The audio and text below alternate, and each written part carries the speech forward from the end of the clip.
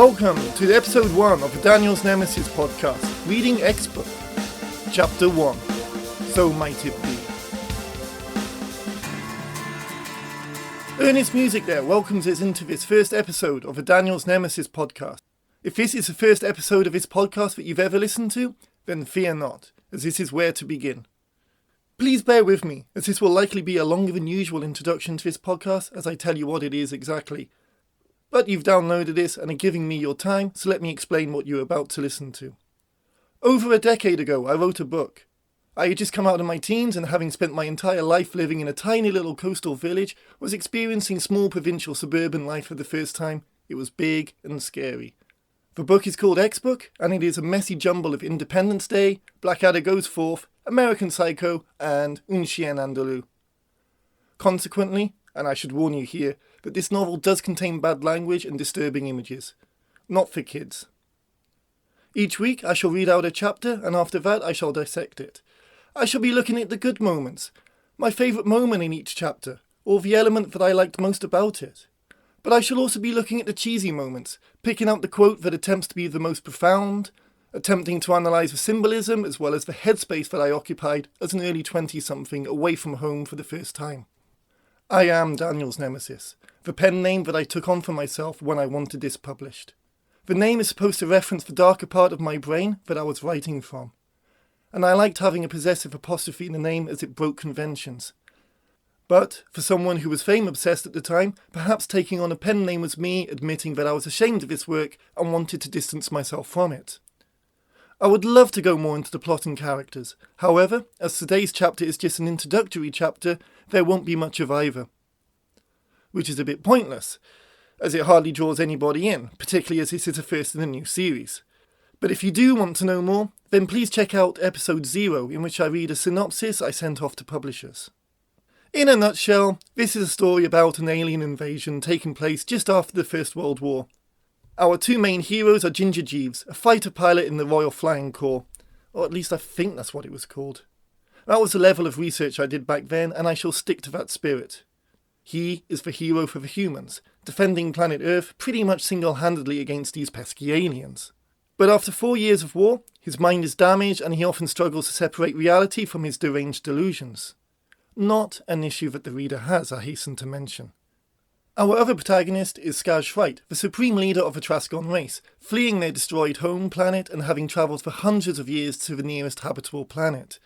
Consequently, there is much at stake here, and Skaz Shrite, whose obsession with Earth leads him to take on the human named William, a reference to the Conqueror, has to deal not only with an advanced human race — they were expecting the humans to be hitting each other over the head with rocks or something — but also his entire race splitting up into factions as a promise of a new home planet after centuries of cabin fever has led the Trasgons to varying degrees of entitlement. I am recording these early episodes in the room that this story was first conceived in, though both the story and the room itself have changed significantly. I shall compare this latest draft, last edited on 24th of July 2006, with an early draft, the earliest complete draft I can find from 1998, though this early draft shall not be read out. This is a mess of a book, a massive clash of genres and ideas that cannot really resolve themselves in any suitable way. I'd love to say that I have some of the genius and imagination of Ed Wood, but really, I think I have only his sloppy approach to creation and his complete inability to tie ideas together. Nobody would publish this book. I sent this out to many different publishers and agents, and those that did reply usually brushed me off with the standard "Thank you for sending this in, but we are currently not seeking books of this nature" response. Except for one publisher, who, as well as sending me the standard card, "Thank you for your proposal. We regret to say that this does not fit into any of our published categories. Our catalogues and website show the categories open to writers, and we shall be pleased to consider any further proposal which may fit our lists. Sorry this time." Then chose to write on top of that, and I quote from 22nd of August 2003, "Sorry, this is not a good novel. It lacks the ingredients modern readers expect to find in well-constructed stories. Sorry again." Which still hurts to this day, especially as any good troll will do, provide nothing constructive whatsoever. Which begs the question, why even bother, as a professional, to go out of your way to rip my heart out when the card with a pre-written message would have sufficed? Publishers were as big a bunch of meanies as the trolls are today. At least publishers apologise, though. As much as this may appeal to fans of bad movies, for so bad it's good style philosophy, I'm not going to comment as to whether this falls into that category. I think of this as a how not to write a book. After all, budding writers out there need to see the best of something to get inspiration, but they also need to see the worst because that's when the techniques they are learning about in courses really stand out due to how they have failed. A successful technique should blend in smoothly. Also, while I may be harsh about this book, it is, after all, my book. I don't want to be negative for the sake of being negative. I think there are many good things that I'm proud of still, and if you also see something of merit, please feel free to let me know. In this world of trolls, positive reinforcement is always a blessed thing. For more information, please go back to episode 0 if you haven't already listened to it, as that will give you more information about the book, particularly the characters and the background. Don't expect much from this podcast, as today is just the opening chapter that does little to introduce the plot or any of the characters. Hence, the reason I talk so little of them today. Need I say that all events and characters in this book are fictitious? How anybody could recognise themselves in any of these characters is beyond me, especially as most of the characters are based on me. Because I had no friends. Though, should any of the events here match real events that took place, just proves that there was a major government cover-up at some point. Finally, just remember, this is fiction. Always fiction. Logic is as logic does. Chapter 1. So Might It Be. Space, as you may know, is what makes up this universe. So big, so calm, so gentle. But what is space? It is nothing. Absolute nothing. Yet somehow it contains everything. And we, too, are a part of all of that. But how can anything exist? What is it that makes up everything that we know? Everything that we are to find out? Certainly don't be fooled by what you see. For the universe looks so gentle, so fragile, and it always seems so close. But why, when it is the most hostile thing in existence? The universe is so random, so unpredictable, and so violent. But it is there, and now, so are we. We just float here, moving along in space. And it is only now that we begin to realise just how empty it is. For hours, for days, we come across nothing. We shall never truly know where we are, for there are no charts. But what we are surrounded by are stars. They create a wall to space, to the universe, make it look so much smaller, so much easier to be able to accept. And this is the gentle, calm side of the universe, where things become so big that it is so easy to forget the mechanics of how it all works, and no longer does it ever seem to matter. Just rest and take everything in, because perhaps that is the best way. That is how things should be, should they not? But soon we are getting closer to a star. We have fallen through a solar system. The star in question is bright, still only in the early part of its life.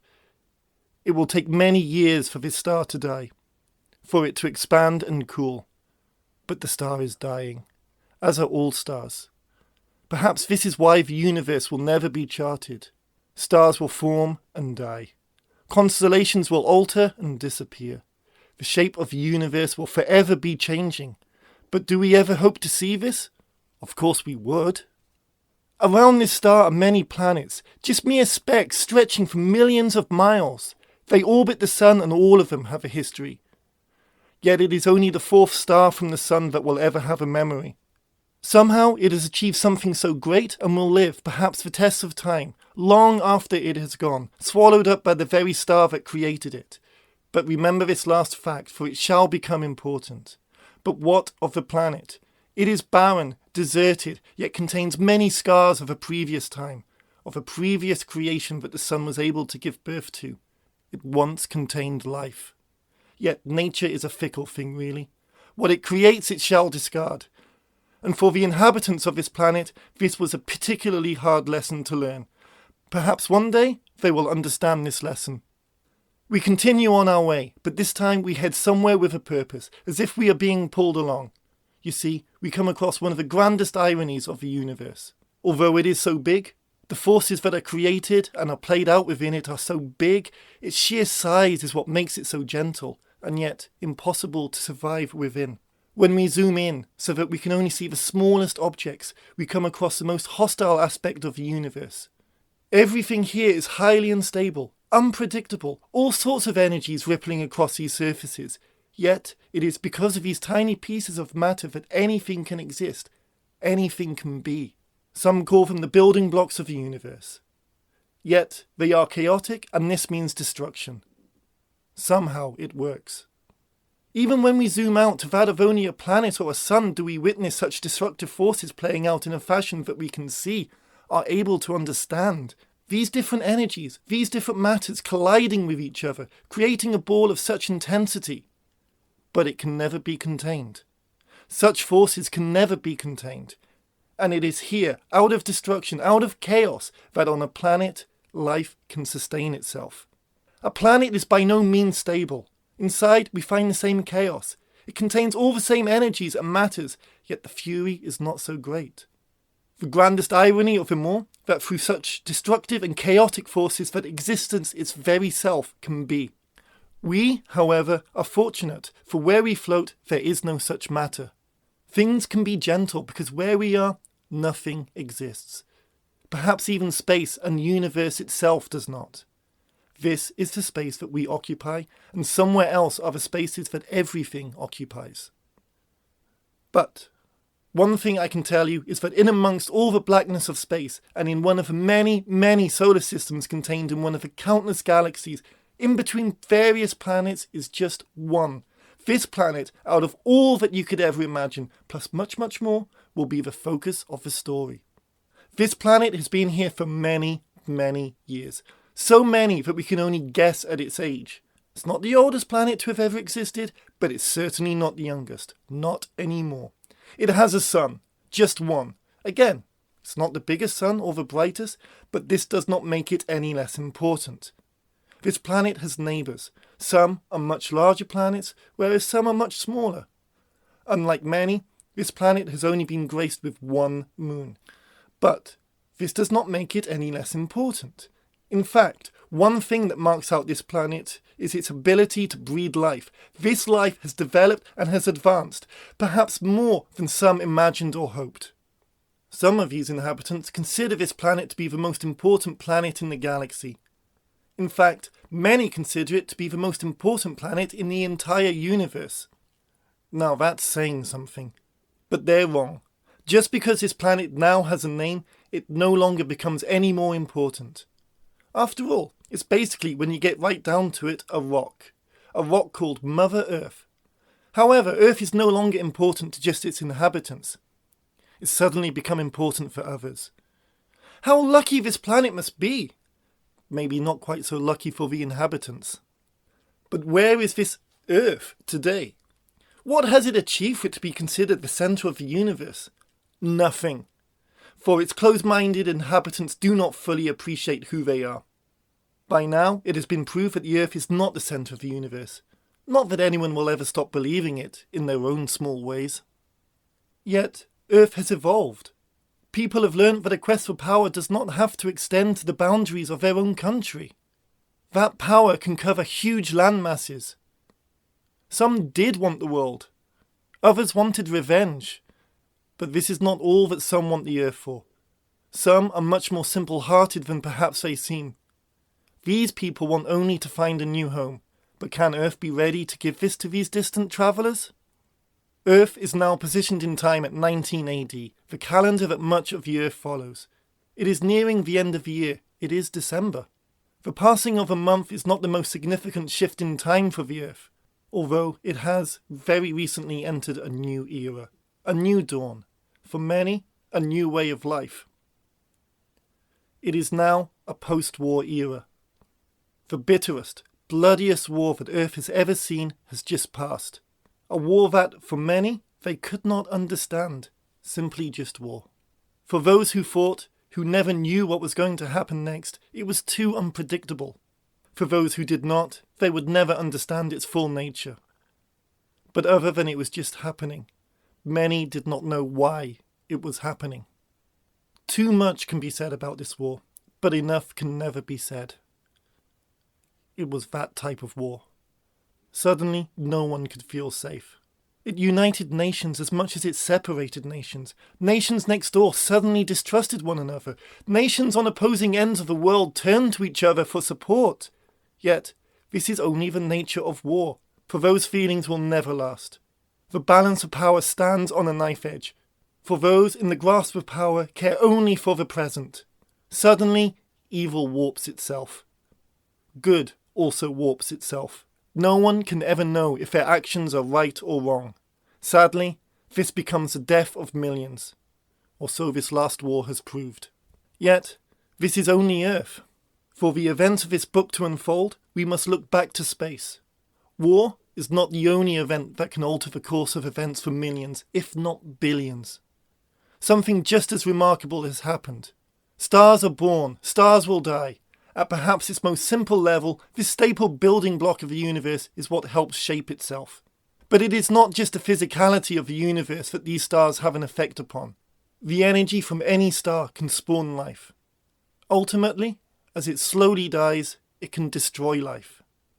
But what happens if life existing around a particular star evolves enough to be able to predict this course of events and realizes it needs to do something?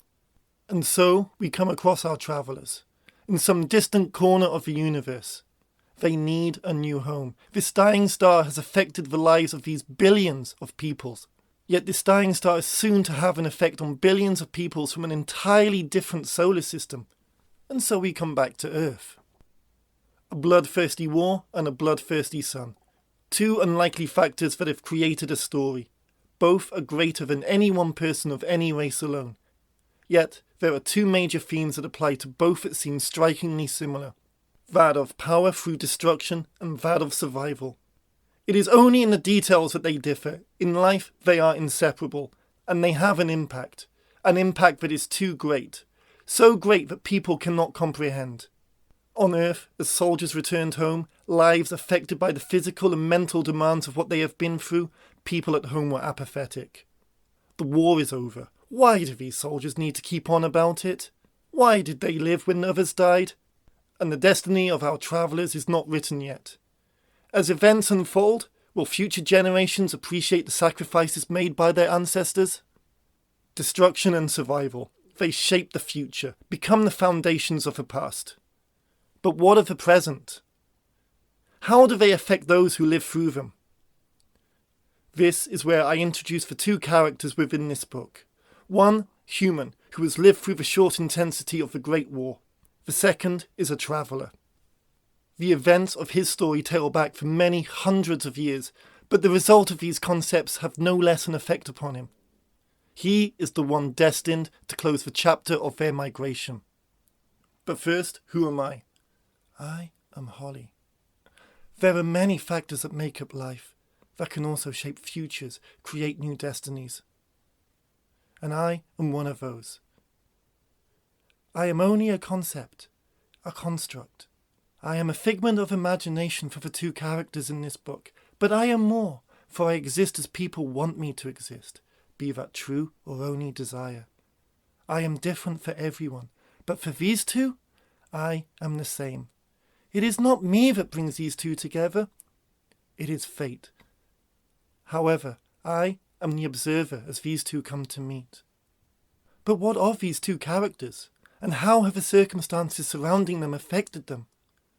Ginger Jeeves has been involved in the Great War for the past 4 years, the result of which has caused his mind to not be able to accept reality, as it is too great a definition to fully understand.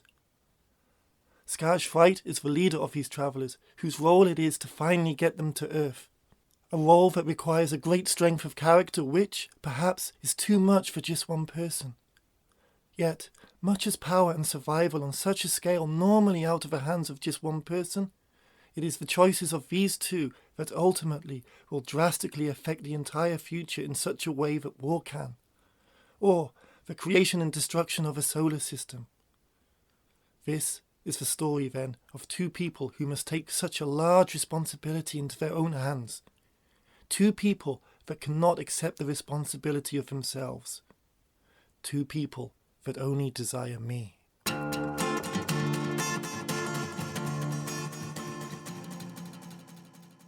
And there we go, the first chapter. Now, let's discuss. General notes. This segment talks about my overall feelings after having read each chapter for the first time in about 9 years. Well, I mentioned before a number of different influences that inspired me in creating this book, but one that wasn't mentioned but is relevant here is Terry Pratchett's Discworld series of books. Being set in a fictional universe, most of his books have an introduction that sets up the world, generally introducing the theme or mystical element unique to the book, rather than focusing on the plot or characters, much as I have done. He is also very concise, whereas I have taken liberties with the pacing and been quite self-indulgent. And he has humour, which I have failed to employ. But what am I setting up? We drift around in space, and I set up some important story elements, that of aliens evacuating one planet, seeking home on another, and also setting up the terrible impact, as much as I was able to imagine it, of the Great War. But really, is that setup particularly important? Especially the Great War aspect. As one publisher put it, why bother to set it in that time period? I thought I was being original. True, Cowboys vs. Aliens came out some years later, but I wanted the humans to be at a disadvantage, certainly compared with the technology that we have today, where we can nuke everybody and everything. Also, there was an anti-war sentiment, me being a nice little pacifist and all. Having come out of one war, the last thing the humans want is another war. William's intention is also to avoid war, but the Trascons, with their entitlement, are prepared to take the Earth at all costs. However, admittedly, that doesn't come across so strongly in the final book, at least not that I remember. I could be wrong. Should I then have spent more time in setting up the characters? Well, the first-person narrative from both the major characters throughout the book does a good job in setting themselves up, so I can argue no. But what about Holly? I'm not going to talk about her much today. Let's give it a few chapters until she really is established before I start getting into that. But was there any reason to set her up at all? I don't think so. And why didn't I read this opening chapter in a female voice? And Holly is definitely female. 2 reasons. Creative reasons that I've made in the 9 years since I last touched this book. Because I don't think she should ever have been the narrator. And secondly, she is only revealed very late in the chapter as being the narrator, and it would have been a bit strange me reading this in a female voice, an attempt of, without any apparent reason whatsoever for so long. And it just makes the final reveal that bit more humorous, I hope. So, was there a reason for this chapter at all? Could I have done without it? So, what might my intentions have been here? I was clearly trying to establish events prior to the beginning of the story. Alien worlds need some explaining, but also the immediate post-war world of 1918 is a very alien concept to us as well. I'm placing us, the reader, as the outsiders in my book, showing only slices instead of bringing in the reader and immersing them. Showing, not telling, is immersive. However, I'm telling, not showing, which equals outsider status and distance for the reader. Also, this opening chapter is at huge odds with the rest of the book, inside the characters' heads, being told as a first-person narrative. Again, I may be guilty there of telling, not showing, by using first-person narration, but it certainly is immersive as I dig deep into the character psyches and the conflicting emotions that explains the actions that they eventually take.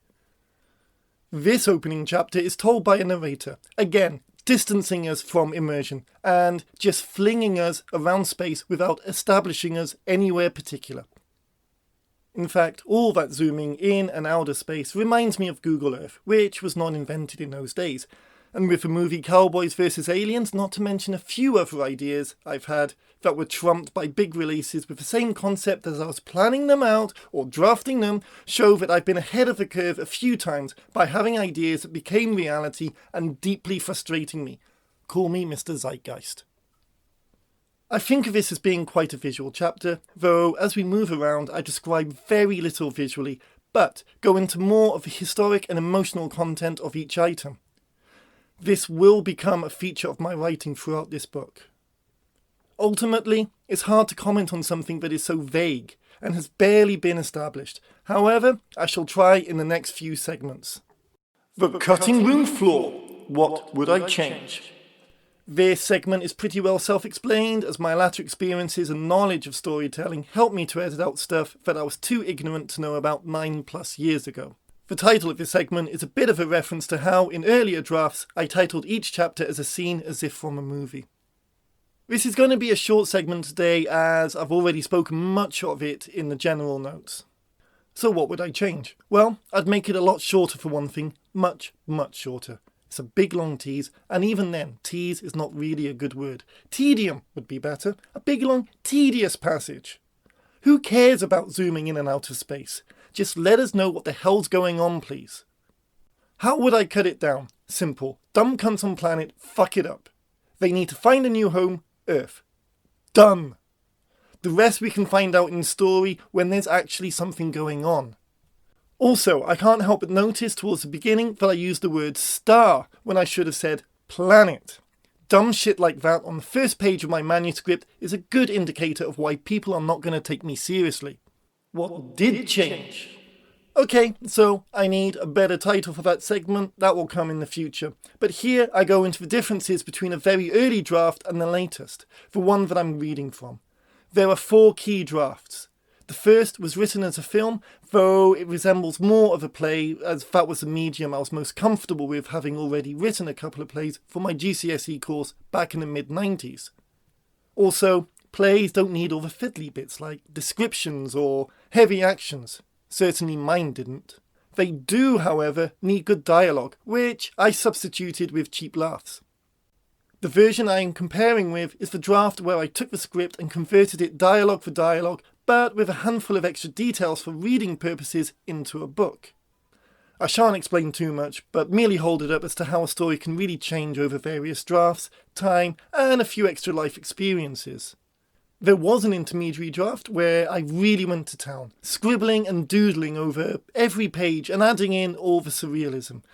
I was being an artist and, in the spirit of punk, destroying my own work. I shall talk about that at a later date. Please stick with this podcast, as I can't talk about all of it in this first episode. And there are quite a few teasers, aren't there? I haven't read this early version for maybe 15 years, if not more, so it's going to come as a big surprise to me, as I'm far more used to the experimental and arty version. Just so that you know, it was last edited on Sunday at 10:14 AM, January 13th, 1980, which was before I was born. But at least proves that I wrote it on the hand-me-down computer that I had before leaving my parents' home. And all other related documents from that era are dated around 1998, so it was last modified sometime during that year. So what did change in this opening chapter? Well, I'm amazed actually by what stayed, as the 2 opening chapters are so very different from each other. What stayed was really the inspiration for the zooming in and out of space Terry Pratchett thing. This is the paragraph where it describes Earth as not being the oldest or youngest, biggest or smallest or most important planet. Maybe a couple of changes here and there, but it's pretty much verbatim and must be the only surviving paragraph from such an early version. A fossil left over, but reminding me that there was brilliance and life and a spark long before I decided to be an art student about the whole thing. What absolutely definitely did change was the vast amount of spelling errors in that early draft. Spell check was not an option back in those days, not for me on an already very old computer. Also, I had 0 typing skills back in those days. Here's an example of just one sentence. However, Earth has no longer become important to just its inhabitants. Things like that may explain why I basically failed my exams at school. But the biggest change is that in the early draft there was, shock and horror, some actual narrative. Not quite a 3-arc storyline, nor involving any of our characters, but something actually does happen. The narrator, not Holly, she hadn't been conceived yet, moves us quickly onto Earth, rooting us somewhere. London, in fact, because why would aliens be interested in the States, other than it just being a large landmass? Surely they would want to go somewhere important, right? Dying days of a British Empire! A flying saucer approaches London, attracting some attention, then pulls up a guy via a beam, as well as another woman, obviously panicking the rest of the spectators. We then go into a darkened room, another definite location even though we don't know the details yet. A spotlight illuminates the man tied to a chair. A probe is revealed. Is this a suggestion of dramatic tension? A novice alien scientist worries about his first test session. But as a senior alien points out, it's just a human. But the probe only goes down the throat. Ha! Tricked you. Until the senior points out a better way of inserting the probe. So why did all that go? Ironically, I thought it was unnecessary and didn't contribute anything to the actual story. Nor did it set up the tone of the new arty direction that I wanted to go in during later drafts. Also, I felt the humour was a bit weak and the whole thing was a bit obvious. After all, that's what aliens do, isn't it? Just insert probes up dark passages? But to be fair, that first version of the opening chapter does actually nicely set up the tone and humour of the original draft. Also, more importantly, it's concise and it doesn't waffle on. Funny how you ignore the things you know sometimes. Quote of the day. Deep and profound as well as philosophical. I attempted to be that. Who knew that these words put together could be a synonym for pretentious twaddle? This is a segment where I dig out the quote in each chapter that best matches that description in my attempts to be up there in the famous quotes of all time with the likes of Churchill, Shakespeare and Star Wars. And what have I got for you today? Well, this is a chapter where there is not much in the way of context, so it's hard to achieve a universal meaning when there's nothing going on. And isn't that what the best quotes are all about? Being able to stand apart from the context they were placed and be standalone lines? No. That's soundbiting, and consequently such quotes are easily manipulable. And that is certainly what I achieved. Today's quote has to be the opening line, as all opening lines are important in setting up the tone and style of a book. And what do I have for you? Space, as you may know, is what makes up this universe. I love this line for its ability to say absolutely nothing and yet patronise you at the same time. Wonderful.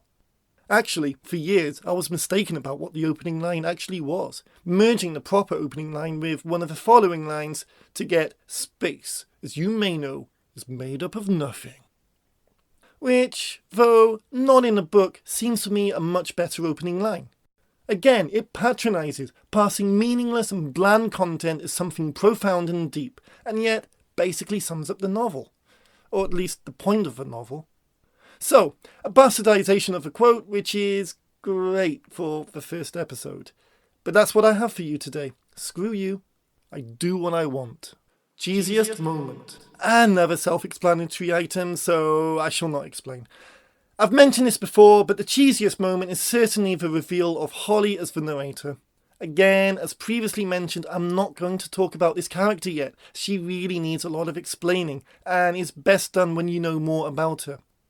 Holly was a late addition to the opening chapter, as she was a character that I became to obsess over more and more as I rewrote the book through many drafts and revisions, and she developed into something more.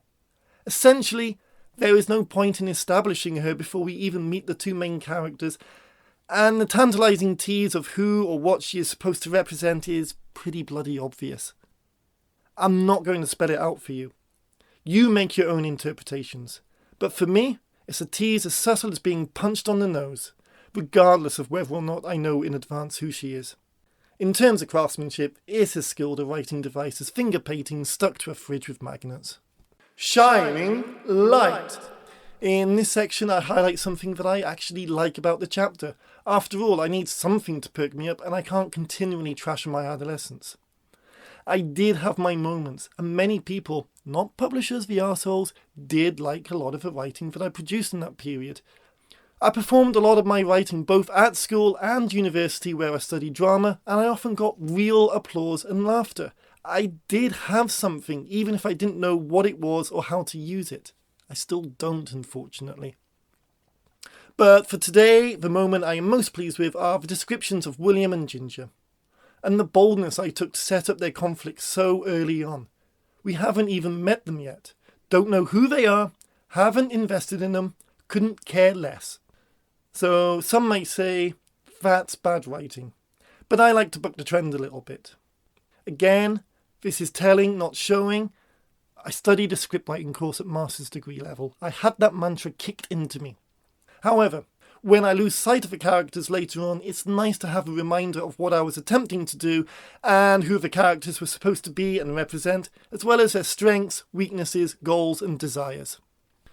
I went through many attempts at trying to define these two, and I think this is the best, certainly the most concise. Though, if you listen back to episode 0, where I read out a synopsis I sent to publishers, you can get more info about the two characters. It's a shame then that my shining light for this week is almost carelessly discarded right at the end of an overlong and meandering chapter when the reader has most likely zoned out. The Psychologist's Chair. XBook uses a lot of heavy surrealism, as well as dreams that I had that I incorporated into the story. We can debate why and the effectiveness in later episodes when all that starts to come out strongly, but that is the reason for this segment. Here, I want to look at the symbolism deployed throughout each chapter, certainly the ones where Ginger is involved, as well as the themes and personal issues that both the characters are going through, dissect them, and apply them back to my younger self to work out where my headspace was during writing this. Now, when I was studying film at uni and we did a module on psychoanalysis, it was drummed into me that you never psychoanalyze the director or the writer, only the text of the movie. However, seeing as I'm the author and I can control the information given out, I don't mind breaking that cardinal rule. However, for a book that will use a lot of surrealism, there really isn't anything surreal in this opening chapter, again not setting up the style too well and not giving me much to play with in this segment. Not to say that there's nothing here. After all, let's look at where we are, flying around through space, and I, as narrator, am piloting that movement. I'm basically playing God here, aren't I? One can't help but think that I am the almighty being doing a part-time job as a tour guide. One of the major themes that I go for in this chapter is contrasting calm and chaos in various forms. Calm is the mask that one wears, the perception that I want people to have towards me. Yet, inside of that calm is the chaos, which is the angst hidden deep within my psyche, smaller and made up of many divisible items, yet ultimately drives me on. I think of a Rolls-Royce looking sleek and smooth and quiet, yet the engine is just a mass of frantically whirring cogs, radiators boiling, things grinding against each other. And at some point, even with a Rolls, everything is going to break down and the inner, dirty, greasy, smoking workings revealed. Masks, angst, flinging us around the endless vastness of space. I clearly had issues of powerlessness as a poor student, working hard for poor grades and never getting the girl. That's what makes a god complex. I'd like to think I'm more adjusted now. Closing! That's it. That's the first chapter. No characters, no plot, no location, no conflict, no goals, no normality. Everything that every screenwriting book and creative writing book I have read says should be in the first few pages is not there. I did write this before doing a screenwriting course, and this is a novel, not a movie script. But still, I buck my early intuition and go for nothing. This is a difficult chapter to pull apart because it doesn't help you, the listener, really understand anything about this book. However, in next week's instalment, we shall see the introduction of Ginger Jeeves and his attempts to get a little bit of leave from the British Armed Forces over the Christmas period. Not only that, but we also get to meet some of the other periphery characters that may or may not antagonise Ginger along his journey. I hope that you come back for that. Don't judge this book on this first chapter, please. Judge it for the rest of the shit you're gonna hear. If you've enjoyed this and feel you have your own interpretations of this opening chapter, please feel free to leave a comment on Facebook or Twitter at danielsnemesis, all one word and no apostrophe. Addresses can be found in the show notes. Also, if you just want to say something genuinely supportive, please do. I feel that ripping apart my young self is going to get a bit depressing and soul-destroying. And so, if you can find something to support the 20-year-old me, please do, as he deserves a voice in all this as well. I shall be adding more comments there on Facebook and Twitter, as I will no doubt think of funnier or better things after a bit more processing. This is also my first ever podcast, so any suggestions you can make to improve the quality of this, I know the sound quality is not the best, I shall invest in better stuff, but also any suggestions as to how to improve any of the segments or anything would be very much appreciated. I hope to have you all along with me in the next edition of this podcast, which will be Chapter 2, The Story According to Ginger, Part 1. Thank you for giving me your time today. And it's time to say farewell. TTFN, Toodle Pipski.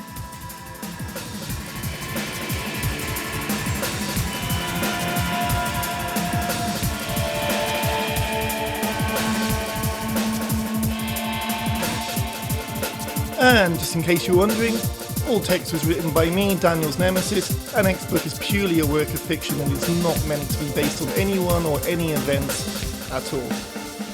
The music was also by me, Daniel's Nemesis, as was the image that accompanies this podcast. It sucks, doesn't it? But there we go.